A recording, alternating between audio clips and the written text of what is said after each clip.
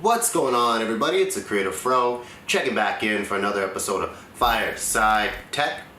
I hope you enjoyed your week and are ready to learn something new, because today I'm going to be demonstrating how to achieve composition in photography and videography. This past Wednesday we posted a video going over what composition is, how you can achieve composition, and what I wish I knew about it when I first started out. So if you have yet to see that video, pause this video and go check that out, and then come back here and you should be all set to speed.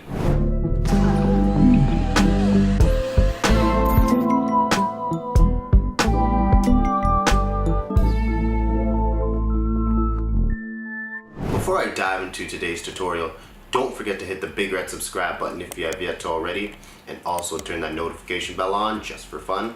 So if you're just starting out learning composition, I would recommend going to an interesting location that has a lot of different shapes that you can play around with achieving that composition. So for this tutorial, I went to a local park to grab 50 photos to practice composition. And the more you get out and actually practice this composition, the more easy and more natural it becomes for yourself. Eventually, you'll be able to look at any scenario and be able to composite any photo without even having your camera on you. For this tutorial, when I was walking around the park taking these photos, I had a few techniques in mind and I'd like to share them with you now. So the first technique I ended up using was the rule of thirds. What I was aiming to do was frame up any photo that I got using the rule of thirds. So I try to keep the subject along the lines, and if I were shooting a person, I would try to aim them up in the intersections of the rule of thirds. So when you're out on location practicing composition, don't forget to turn your rule of thirds grid on. And the rule of thirds grid is really going to help you achieve that eye-pleasing composition. Another technique I was looking to use was framing. So when framing, what you want to do is use elements in your location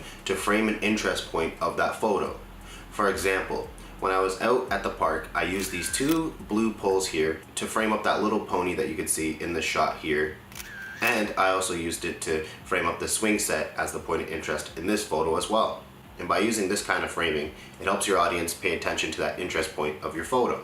When trying to achieve composition, another thing you can use is leading lines. And we made a whole video going over leading lines, so I'll link that up here if you want to check that out and see a more in-depth tutorial of leading lines. So by using these natural leading lines, it gives a flow to your photo, and this is really going to help guide your audience to where you want their attention to be.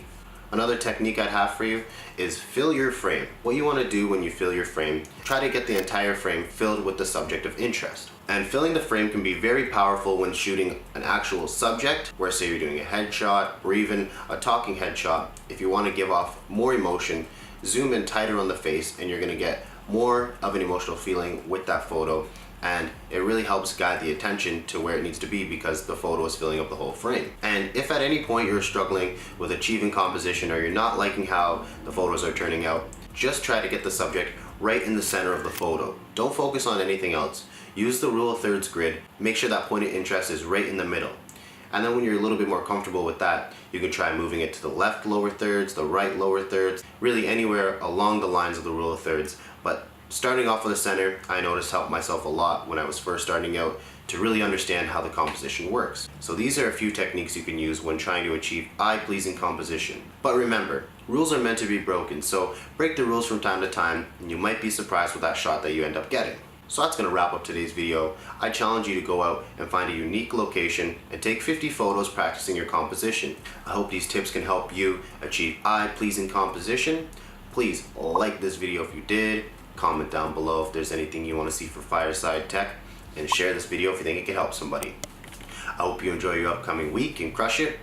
I can't wait to see you next Sunday back in front of this fire again. It's a Creative Fro, and I'm out.